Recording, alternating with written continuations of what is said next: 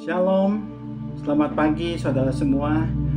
Pada saat ini mari kita sedikit merenungkan akan kebenaran firman Tuhan yang saya ambil di dalam 1 Petrus 2 ayat 9. Dan saya beri judul panggilan sebagai umat yang kudus.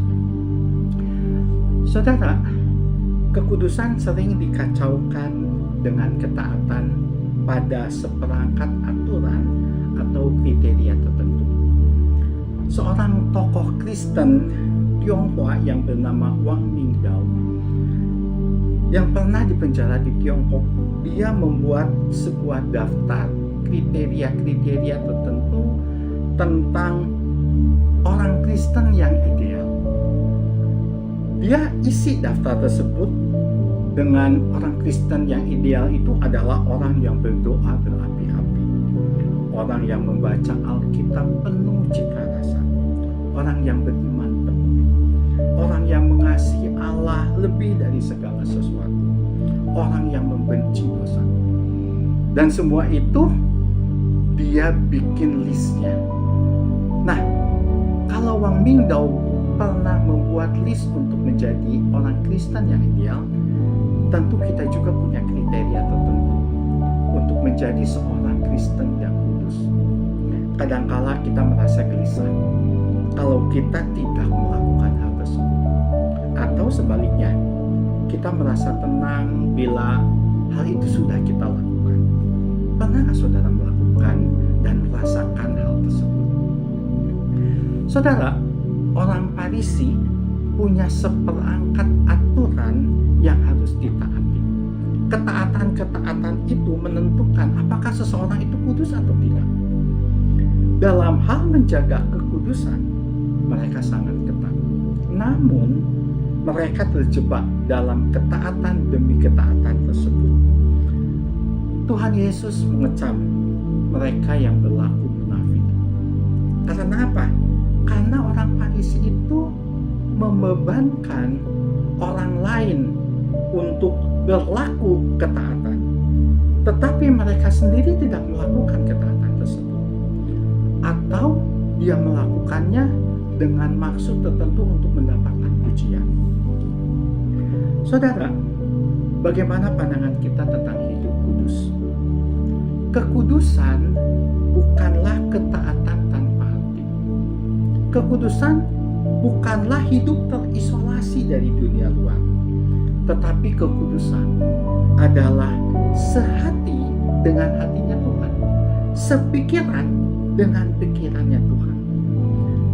Kekudusan artinya sejalan dengan Tuhan di dalam penilaiannya, membenci apa yang Tuhan benci, mengasihi apa yang Tuhan kasihi, mengukur segala sesuatu di dunia ini menurut ukuran firman-Nya.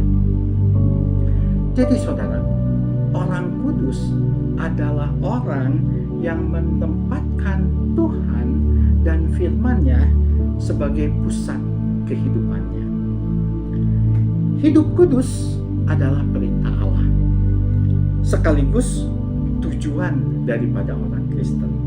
1 Petrus 1 ayat 15-16 berkata, "Tetapi hendaklah kamu menjadi kudus di dalam seluruh hidupmu, sama seperti Dia yang kudus, yang telah memanggil kamu. Sebab ada tertulis, kuduslah kamu, sebab aku kudus." Dengan kata lain, kita harus serupa dengan Allah, serupa di dalam namanya. Namun saudara, kekudusan sering dianggap penghalang hidup bahagia. Kita ingin hidup bahagia, tetapi seringkali upaya kita itu berhadapan dengan konflik nilai. Kalau mau mengikuti yang benar, mana bisa kita bahagia? Jadi, kebenaran atau kekudusan itu dipertentangkan dengan kebahagiaan. Apakah memang kebahagiaan dan kekudusan itu tidak bisa berjalan bersama-sama? Jawaban permasalahan ini ada pada definisi bahagia. Jika bahagia itu identik dengan kesenangan hedonistik atau kesenangan dengan kepuasan tanpa batas, maka memang kekudusan dan kebahagiaan itu akan saling bertentangan. Namun sejatinya saudara, kebahagiaan itu adalah hubungan yang benar dengan Tuhan. Dengan kata lain, kebahagiaan dan kekudusan itu sama seperti dua sisi mata koin. Tidak ada kebahagiaan di luar hubungan dengan Tuhan. Hubungan yang benar dengan Tuhan sesungguhnya melalui kekudusan. Kekudusan yang absolut menghasilkan kebahagiaan yang absolut.